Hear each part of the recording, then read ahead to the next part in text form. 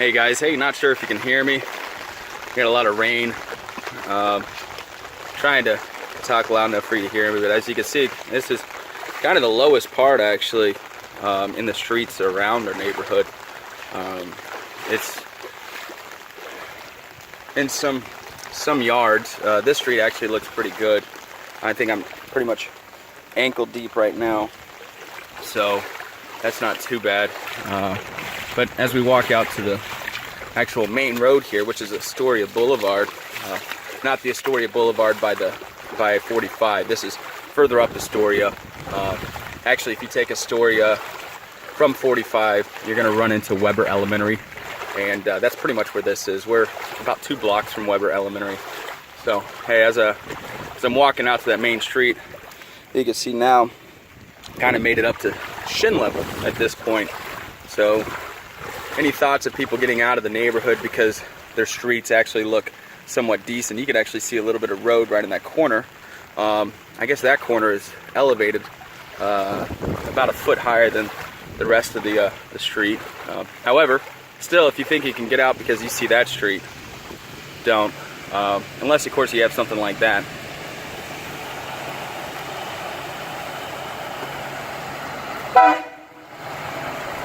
So, if you don't have anything like that, then probably stay in. Here comes the wake here, which he's actually driving fairly slow. There have been several people that aren't driving that slow. They have these big trucks and they feel like they can fly right on through. But watch that. You can even see that fence right there. You can actually see what kind of damage the wake will do. I mean, as a matter of fact, I see some of that fence. We'll walk over there. I see some of that fence actually damaged. It's probably more than likely from the cars flying through with the wake. So here I am now, and pretty close to my knees at this point. So again, that truck lifted quite a bit. It's designed and made for this, which I may be able to talk the wife into getting ours fitted a little bit like that. So I wanted to come over here because I wanted to, you guys can't see it, but you might see that. That's a culvert there for the drainage system. And right here where my foot is, I'm actually standing on the top of the sewer drain here. And I have my foot, and I'm sure this probably isn't the safest thing to do, but there is absolutely no suction. There is nothing pulling my foot in as far as trying to drain this water. And that's kind of our biggest worry right now.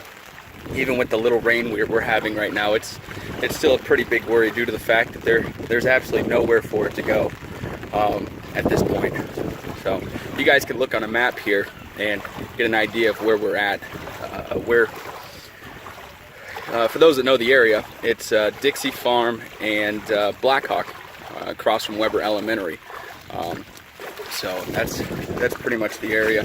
Here's the street, the main street. I'm on the sidewalk now, back at ankle deep, which is good because it's been, well, those are probably ruts from cars, but you can actually see right there where those bushes are. You can actually see where the water was at one point, probably sometime Sunday morning around 3 to 4 a.m. That was probably our high point. So you can actually see down there, there's a little bit of a dry section of the road and the sidewalk. But then again, it gets completely flooded. And then if you can look at that cul-de-sac over there, that's flooded as well. So remember the big truck that went by? That's a normal sized truck sitting on the road. And again, that's pushing it. So that truck may be able to make it, but that's with the idea that that's as high as it gets. We do know that there's certain parts in this road, as you can see, are uneven. You got some high parts and some low parts. So you take that truck out thinking you're fine, you may find one of those lower parts and you may find yourself stranded. So especially if you're trying to get out to safety, just stay here. The houses have been fine. Don't leave. We have power and you're dry, so no point in leaving. This is our park right there. It's actually, the water's receded quite a bit from the park, which is nice. I'm gonna get back on the sidewalk here. I'm at my knees now. There we go. Yeah, this is a cul-de-sac. This is the other street, the street parallel of our street. And you can see that if there was any cars parked in that cul-de-sac, you know, Sunday, well, I guess if there was any cars parked there, they'd still be there. So I guess they knew that area was going to flood, or they were just fortunate enough not to have any cars parked there. But you can see that, almost like a little whirlpool right there in the road. Not sure what that's about. I did yesterday. I was in the driveway, had my feet in the water about ankle deep, and I'm looking down, and there's these little minnows swimming around my feet. So I forgot about that until just now. So I'm actually I'm actually ready to get out of the water. There's no telling what's floating around here. All right, again, here's another street that's flooded. We're coming up on our street. Our street's gonna be the next street. But you can see, see if I can zoom in. I'm holding the umbrella as well, but let me see if I zoom in.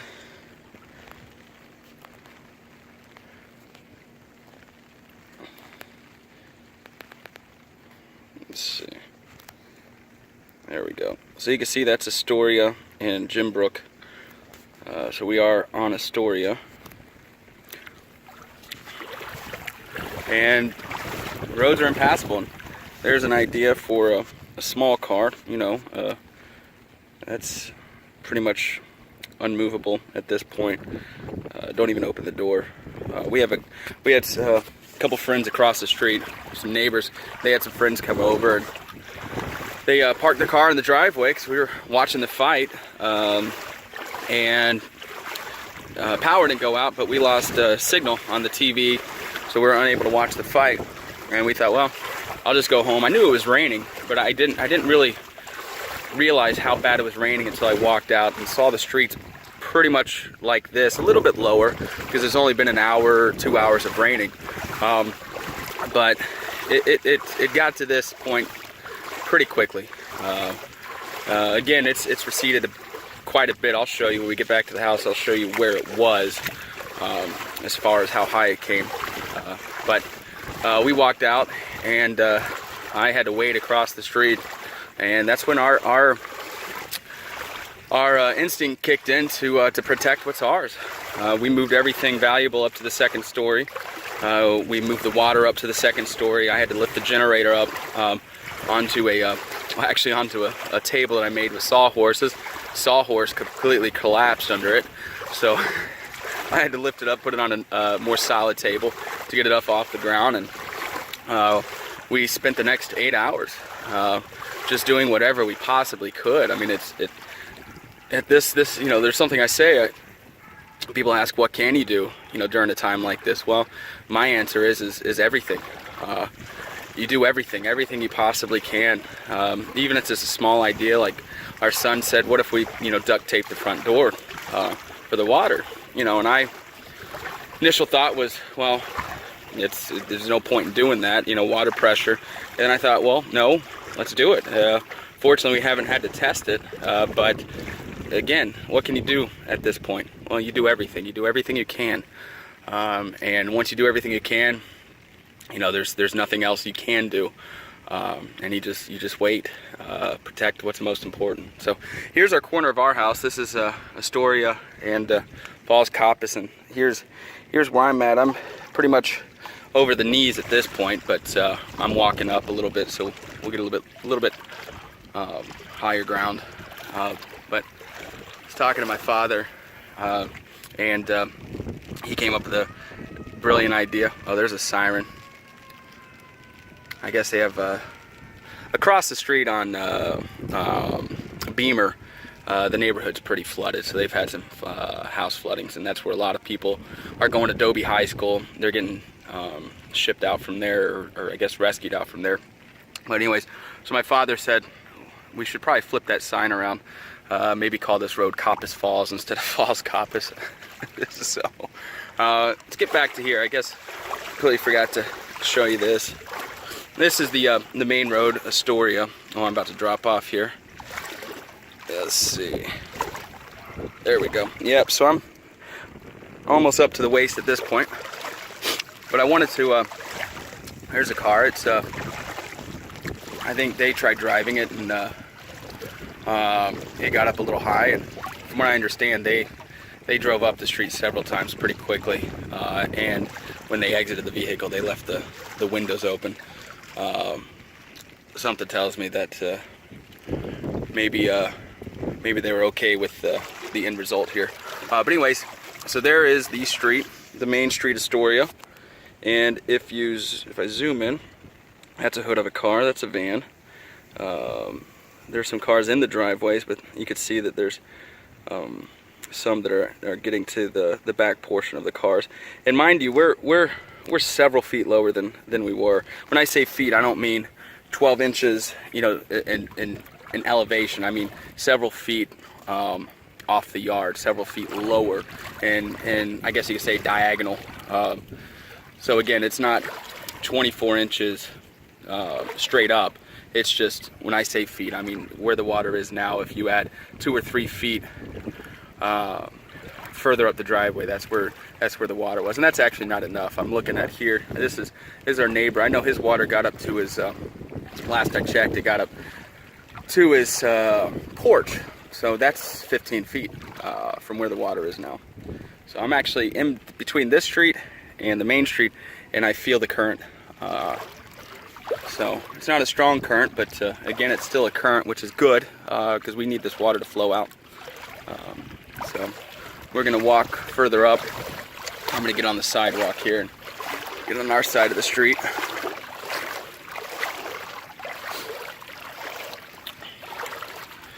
Getting lower. Yeah, we're getting up there. So here you go. Here's what I'm. Example. You can see the debris there. That's where, once it receded, that's how high the water got. What happens is the water pushes all the debris up, and when it recedes, it leaves the debris there, which is it's an indicator. It's a way of seeing how close it was. So, if you guys, for those of you that left this subdivision, are able to see this video prior to you getting back, everywhere I've flown the drone, it looks like our neighborhood had some massive flooding on the streets, but as far as the houses, I couldn't really see any houses that got any water inside. So, which is amazing. However, it's still only Monday at about 11 a.m. And they're expecting 15 to 25 more inches over the course of the next 4 days. So, course of 4 days. Sounds good because what we have here is about 25 inches in the course of 6 hours. So it sounds good. However, as you can see, what's left is after about 6 or 7 solid hours of light rain, if not no rain, and we haven't had any kind of massive receding yet. So.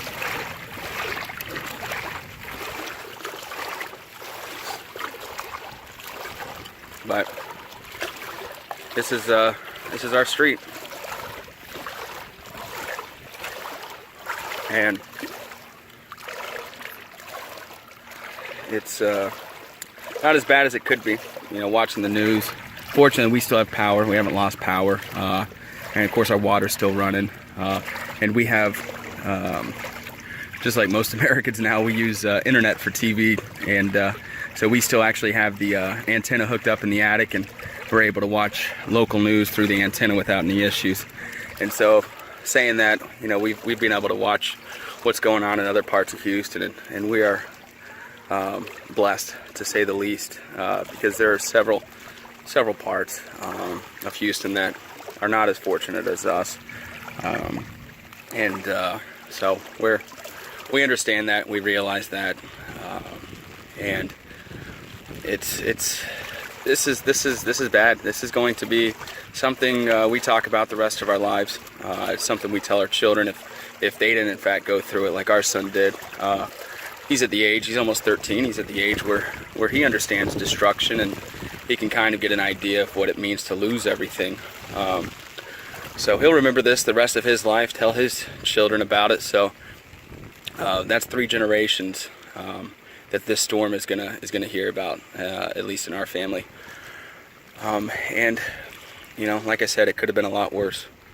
So yeah, there's the tell you, we went over across the street for the fight. They had some friends come over and they parked their car.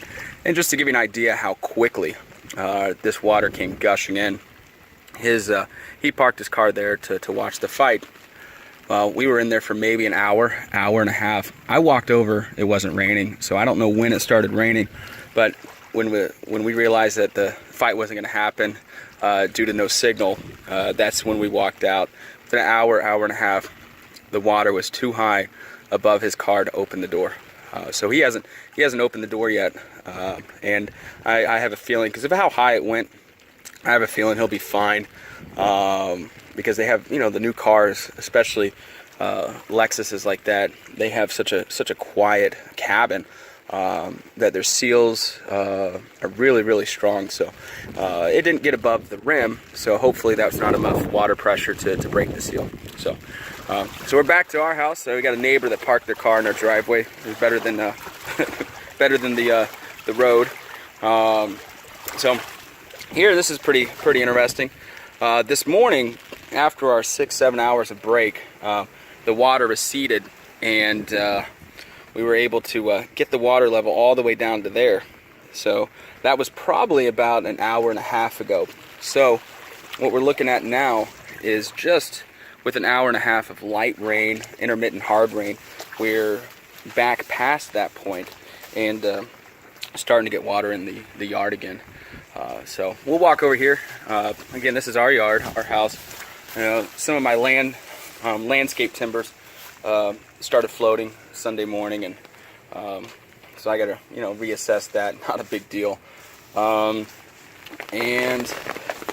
right about here is where the water got up to. Obviously, this didn't come here by wind. This, you can't really see a clear water line, but it was pretty much to our welcome mat, which we should have flipped over actually, because it's not welcome. So, and there's our do everything attitude right there. What can he do? We'll do everything. Again, we haven't tested it, which hopefully we don't. But it's something. We feel good about it. Our son got involved with his idea, and we were able to do it. So there you go. There's pretty much a more definitive water line of how close it came.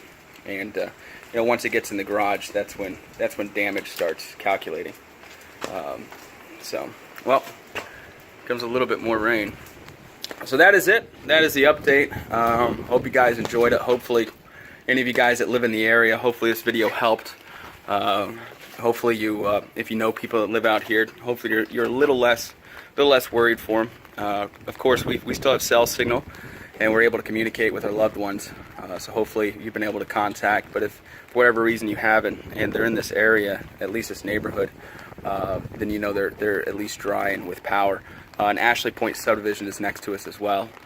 I guess their builders had a little bit more forethought, because they're a little bit higher than us, so they're completely dry. I've contacted some people out there, and so they're good. So this little area of a newer homes from 2002 to still building, we've all been pretty much dry as far as inside and with power. So all right, you guys enjoy your Monday, and hope you enjoyed the video.